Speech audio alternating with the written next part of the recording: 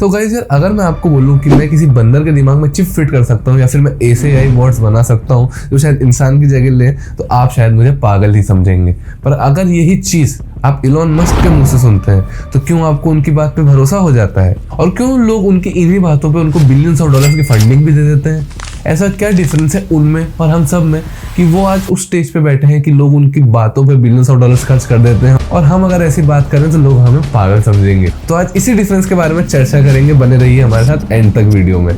तो गाइस, काफी रिसर्च और काफी स्टडीज करने के बाद मैंने ये चीज समझी है कि इलॉन मस्क ने कुछ ऐसे 5 पॉइंटर्स है जिन पे फोकस किया है। ये 5 पॉइंटर्स को सही तरीके से सही ऑर्डर में फिल किया है, इसलिए आज वो वहां पहुंचे हुए हैं जहां वो है। तो जिन 5 पॉइंटर्स या जिन 5 चीजों के बारे में मैं बात करूंगा उनको हम एक 5 बकेट्स की तरह भी ले सकते हैं।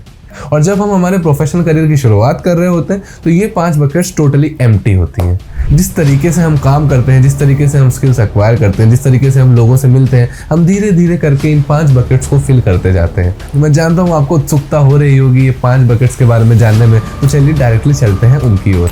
तो जिन 5 बकेट्स की मैं बात करने जा रहा हूँ वो 5 बकेट्स हैं knowledge, skill, network, resources and reputation. ये 5 बकेट्स या ये 5 पॉइंटर्स होते हैं गाइस किसी भी प्रोफेशनल करियर में, किसी भी इंडस्ट्री में। आप देख लीजिए, अगर आप इन 5 बकेट्स को या इन 5 पॉइंटर्स को राइट ऑर्डर में फिल करते हैं तो आप उस इंडस्ट्री के पीक पर पहुंच सकते हैं। तो गाइस, जिस भी प्रोफेशनल फील्ड में, जिस भी करियर में हम हमारा फ्यूचर बनाना चाहते हैं, उसकी स्टार्ट होती है उस फील्ड के बारे में नॉलेज एक्वायर करने से। आप उस चीज़ के बारे में पढ़ते हैं, लोगों से जानते हैं, लोगों से मिलते हैं, वार्तालाप करते हैं, और धीरे धीरे करके आपका नॉलेज जो है वो बढ़ता जाता है। तो सेकंड पॉइंटर है स्किल। जब हम जो नॉलेज हमने एक्वायर किया है उसको अप्लाई करने जाते हैं या उसको अप्लाई करके हम कुछ ना कुछ काम कर रहे होते हैं तो हम स्किल्स एक्वायर कर रहे हैं।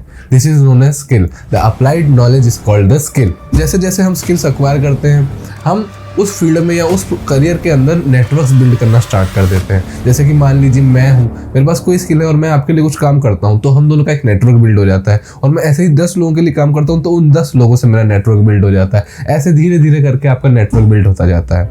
और जब आप नॉलेज, स्किल और नेटवर्क को सही तरीके से इस्तेमाल करते हैं तो आपके रिसोर्सेज एज इन आपका मनी या फिर आपके इक्विपमेंट्स या जो भी चीज़ें हैं वो एक्सपांड होने लग जाती हैं। आप अच्छे लोगों के साथ काम करने लगते हैं, अच्छे इक्विपमेंट्स एक्वायर कर लेते हैं, आप अच्छी इनकम जनरेट कर पाते हैं उस चीज़ से। तो रिसोर्सेज आता है चौथे नंबर पे। और अगर ये चारों राइट ऑर्डर में चलते हैं तो धीरे धीरे करके उस फील्ड में, उस प्रोफेशनल करियर में आपकी रेप्यूटेशन बिल्ड होने लग जाती है। लोग आपको एक औहदे पर देखने लगते हैं, लोग आपको एक ऊंची नज़र से देखने लगते हैं कि yes, this is the person who can do this, who can achieve something, if he is saying something that should be true. तो ऐसी रेप्यूटेशन आपकी बिल्ड हो जाती है। तो सबसे पहले आउट ऑफ ऑल दिस सब की शुरुआत कहाँ से होती है? नॉलेज एक्वायर करने से। तो मैं आपको यही समझाना चाहता हूँ कि अपनी फर्स्ट और सेकंड बकेट को फिल करने में आप सबसे ज़्यादा टाइम दीजिए, सबसे ज़्यादा एफर्ट दीजिए। क्योंकि अगर आपने नॉलेज सही से एक्वायर किया, अगर आपने स्किल्स सही से एक्वायर किए, तो बाकी 3 चीज़ें ऑटोमेटिकली बाय टाइम बिल्ड होने लग जाएंगी। पर अगर आपने फर्स्ट 2 बकेट्स में ही थोड़ा सा लैग कर दिया, अगर आप उनको ढंग से फिल आउट नहीं कर पाए, तो गाइस कॉन्सिक्वेंसेस अच्छे नहीं होंगे,